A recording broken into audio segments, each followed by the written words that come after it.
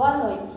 Obrigada pela presença de todos e também pela oportunidade de estar aqui, explanando e defendendo ideias, representando o ponto de vista de algumas pessoas e mostrando a outras novas possibilidades.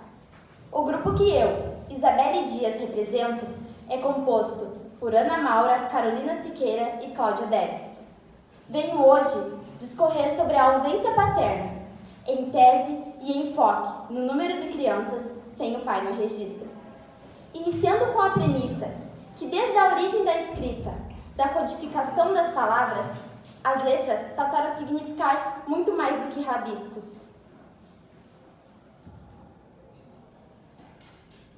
E desde a instituição dos sobrenomes, como modo de separar em tribos, fazendo com que as pessoas carreguem junto de si a que família pertence, o sobrenome passou a ser muito mais do que palavras. Não tem preço, mas tem valor.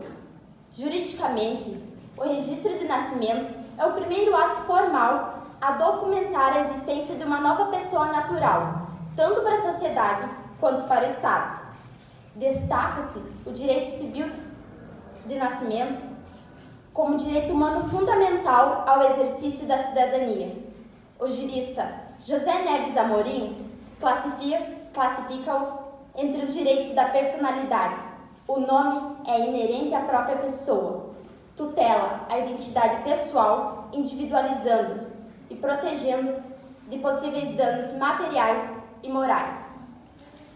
Mas o paradoxo é que quando algo que foi feito para proteger, distinguir, individualizar, acaba por causar estranheza, depreciação, desdém e outros sentimentos que não condizem com a sua própria identidade, origem ou legado. Infelizmente, essa é a realidade de muitos. Hoje, segundo dados do Conselho Nacional de Justiça, CNJ, com base no censo escolar, apontam que 5,5 milhões de crianças não têm o pai no registro, das 20 milhões que vivem no Brasil. Atentando para os dados, o que diz a lei sobre esse número deveras assustador de irresponsabilidade social? Por óbvio, as leis não conseguem de fato aproximar ou criar uma relação de carinho e afeto entre pais e filhos.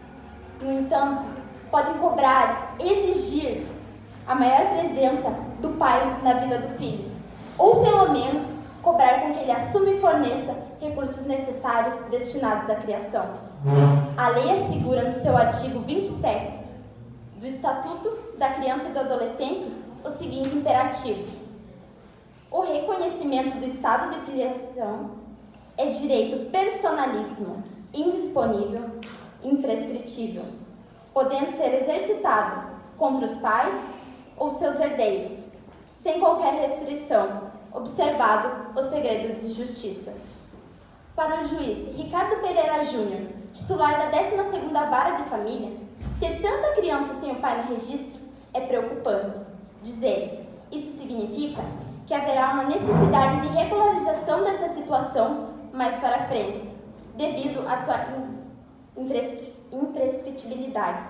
Além do mais, um pai sem filhos, e principalmente um filho sem pai, pode sofrer constrangimentos, além de estar numa situação de maior vulnerabilidade, pois não tem a figura paterna.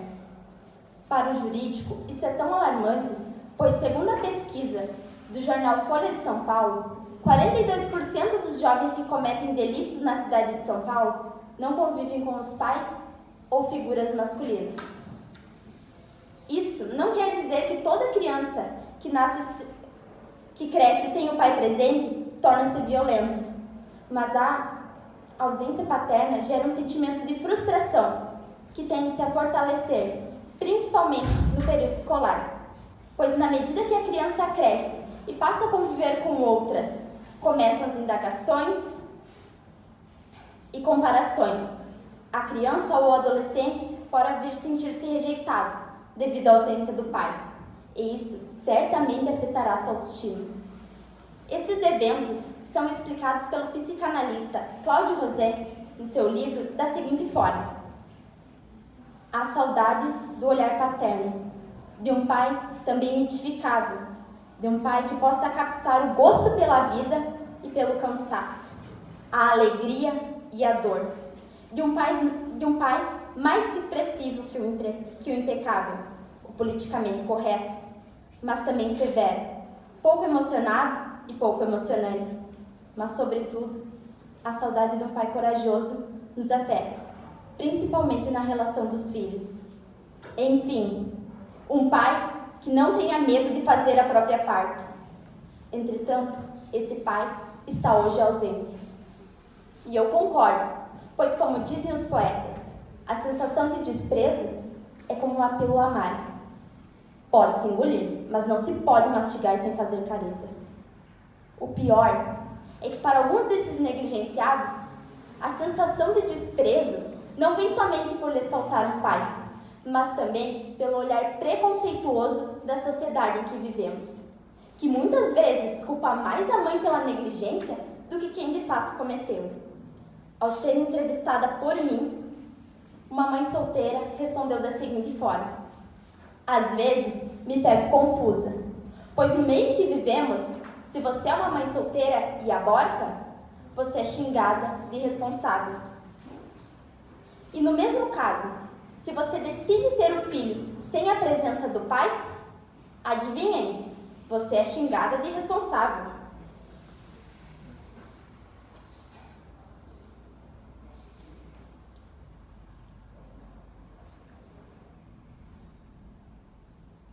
E de fato, muito bem lembrado pela senhora, porque muito se tem dito sobre aborto, uns contra e outros a favor, mas não temos parado para pensar que 5,5 milhões de homens abortaram no Brasil, sem serem julgados por não quererem ter um filho.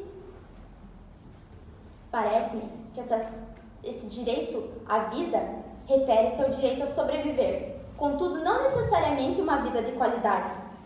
E como se não bastasse, ao invés de nos tornarmos indignados e relutantes, normalizamos, chamando as que antes falávamos irresponsáveis de mãe e pai ao mesmo tempo.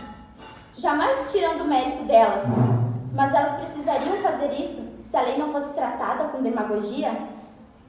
Por mais completa que seja a mãe, ela não deve fazer com que o filho acredite que isso é normal. Isso não é normal. Isso é irresponsabilidade social, ainda que aconteça debaixo dos olhares vigiantes dos estatutos, dos juizados. E se hoje eu peço algo a vocês, é que não deixem passar, futuros juristas.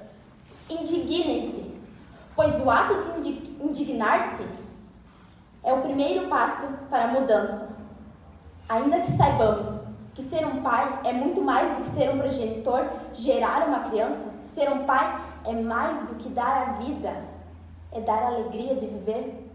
Ainda que saibamos que ser um pai é uma dádiva concedida a poucos, pois crianças gostam de fazer perguntas sobre tudo e nem todas as respostas caberão num adulto. O mínimo que se pode fazer é dar ao seu filho o seu máximo, ainda que esse máximo venha a ser o básico. O elementar pode se mostrar como letras ao fim do nome. Ainda que seja simples, completará um quebra-cabeça que sem essa peça nunca seria completo. O sobrenome significa um pedaço da história, um legado, uma origem, uma descendência. Não estou falando de coisas extraordinárias. Estou falando de árvores genealógicas que 5,5 milhões de crianças não saberão completar.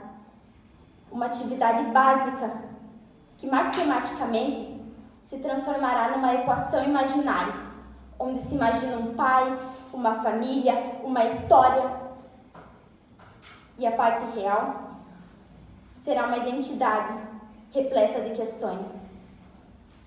Para o Estado, a função de não permitir que crianças e adolescentes cresçam com a ideia de que são órfãos de pais vivos, ou que não se reconheçam frente aos seus documentos.